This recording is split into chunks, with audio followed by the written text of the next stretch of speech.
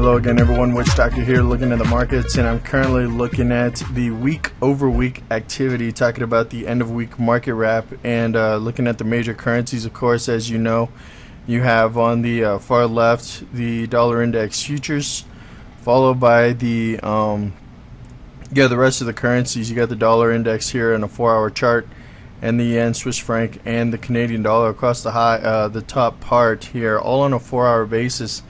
And then the euro, pound, the Australian dollar along the bottom.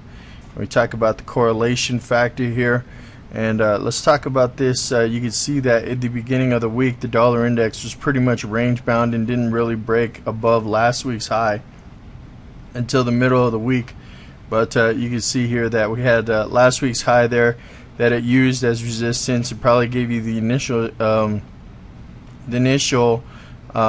idea that it was going to use it as resistance and push lower, but notice here that we had a rising trend line that was holding the dollar up and drove it eventually above last week's high and pushed it beyond last week's high up into the 83.98 level before pushing back below last week's high towards Friday. Okay, so Friday basically ending the week right around the previous week's closing price. You can see over here this line right here, last week's closing price is right about where we closed this week, and that's that tells you that basically the bulls did not have the kind of strength that they needed to propel price beyond the 84, obviously the 84 even level, but they did not even support it on the last day or so above the previous high, the previous week's high here at 83.60 or so.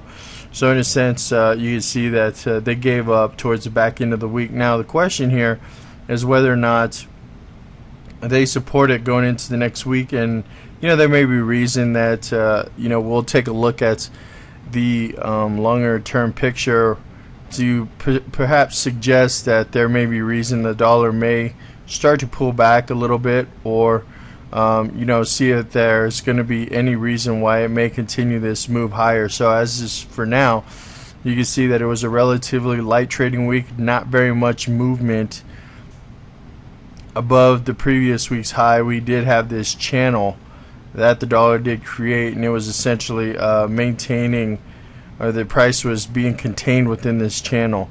Continuation of the previous week's upward movement in the dollar, but not very much continuation here, not able to get above last week's high with any conviction. And then of course, if we look around here, you can see the Japanese yen was able to get down below last week's low, but it did have a tough time actually getting there. Initially in the beginning of the week, you can see here that had a big strong reaction back up to this 80 even level, using it as resistance. So you can see that there are sellers up at the 80 even level, ultimately closing on the lows, which is kind of interesting. We'll have to pay attention to that, as it looks like the yen is trying to tell us that it wants to go lower. Swiss franc, of course, continuing up into this continuing the upward channel going from these two previous weeks. You can see last week and this week's continuation, pushing above last week's high, ultimately settling right around last week's high. Canadian dollar here, not able to push up above last week's high with any conviction. You can see this kind of channel here that we've established, and then ultimately breaking below the 102 even level towards the back end of the week, and settling right around the the mid to lower end of the previous week's trading range. This and the implications here are telling us that the bulls are not sustaining this price movement in the Canadian, which could give us a precursor about the Swiss franc to be on alert as to whether or not we break below this channel here. The Canadian dollar may be giving us the signal that we need to be on alert here for the Swiss franc. You got the euro here pushing down into new lows on the year, 121.61, establishing there could be support, but again, we want to let the market prove it to us first. We're going to wait for some some stabilization down here, but we did get below the previous week's low again putting in no new lows for the year. Now the question is whether or not we're going to find some support. There is long-term support down here when you look at the monthly chart, and that's what I'll be paying attention to see if this market wants to hold these levels. And if you evaluate what you're looking at in the pound here, you can see that the pound did make its way below last week's low but got rejected at 154 and rallied very strongly on Friday back up to 155.73 and putting in new highs on the week, even though it really did not take out the high of the previous week. So this kind of activity tells me that we tried to go down, got rejected, and now what I'll be looking for is to see if the bulls are able to sustain a higher low going into next week. Of course, the Australian dollar giving us a little bit of a heads up as well, going down to 101 here, using it as support. Did break below the previous week's low, but again, similar to the pound here, got rejected on these lows.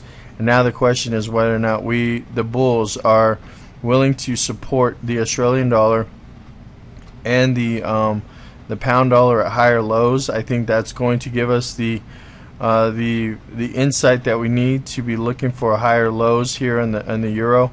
Euro coming down to this 121 level, pretty close to the psychological support.